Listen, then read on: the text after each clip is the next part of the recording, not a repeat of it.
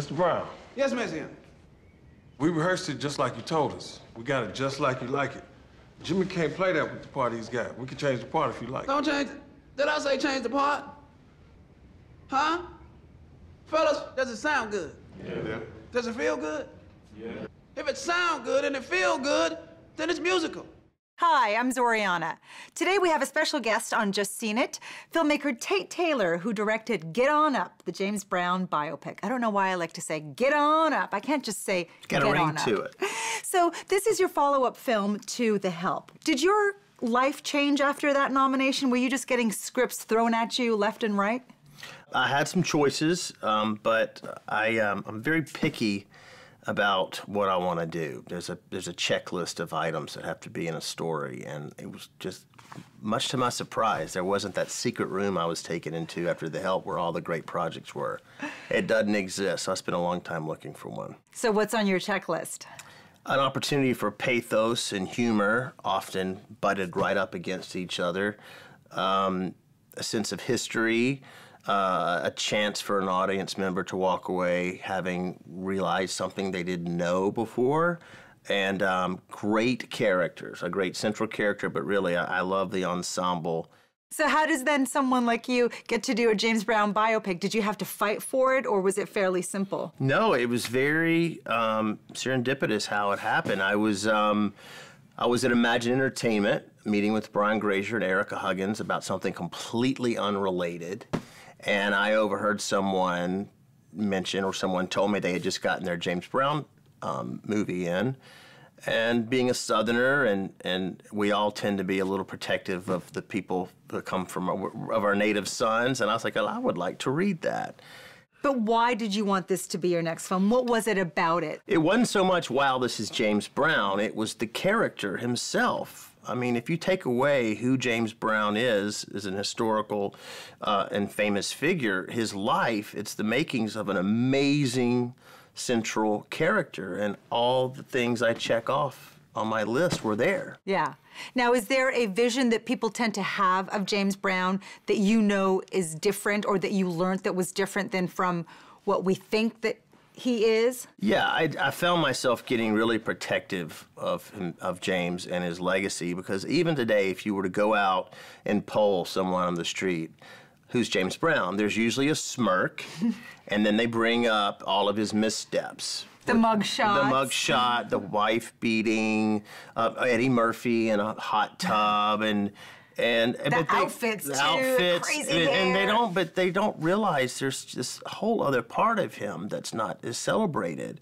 And when I realized that the things people think of are about 10% of this man, I felt the need to present that more so than the things we all want to snicker about. Now, this biopic had a very different style than the traditional biopic, where you see them being born, there's a childhood, adulthood. This jumps back and forth. I mean, you meet him, he's crazy at the beginning. All of a sudden, we jump back to him being a little kid. Then we jump back to somewhere midway there. Was that something, a specific choice that you wanted to do? Absolutely. Me and everybody who was a part of this film wanted to do something different, not just for the sake of doing something different, but James Brown's life was very much like the structure of our film. I mean, given you do have to pay attention to our film, but James's concerts were like that. He would start a concert with Get On Up, and then he would go right into a ballad, and then he would go into, so you never knew what you were going to get. And if you were to present everything in a chronological, linear order, as humans, we're going to begin, but like, oh yeah, that's why. When really, we wanted everybody, when all the information was presented, to stand back and look at this mosaic, if you will, and be like, I really understand him now. So you telling me the turn is playing around, stand up for president? No, I'm saying you're screwed already, man. I mean, think about it. You stand up Lyndon Johnson and go kiss up to the Panthers, you ain't going to be playing in Vegas anytime soon. Because if they know you can stop a riot, they'll sure as hell expect you to start one. The other thing that I found fascinating was the breaking of the fourth wall, which I hadn't seen in a long time. I don't think I've ever seen in a biopic. I think Ferris Bueller is like the obvious that comes to mind.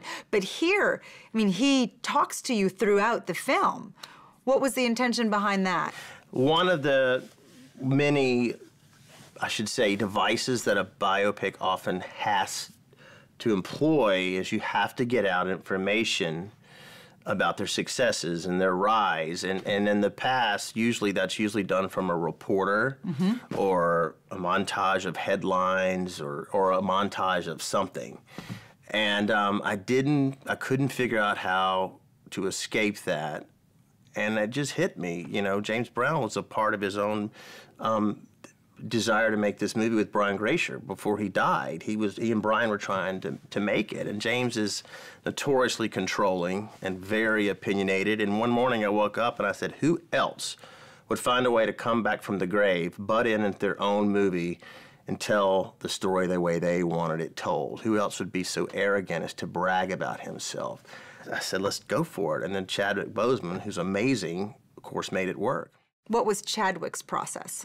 Well, for me, when I cast, it's one of my favorite parts of making a film is I already kind of figure out who I want to go after. I don't bring in hordes of people.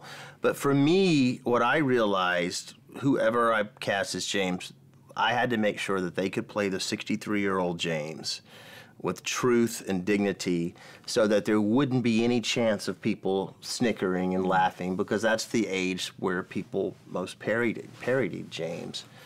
So I just had to find the best damn actor out there and then know that the rest of the stuff, the spectacle, would have to fall second in line.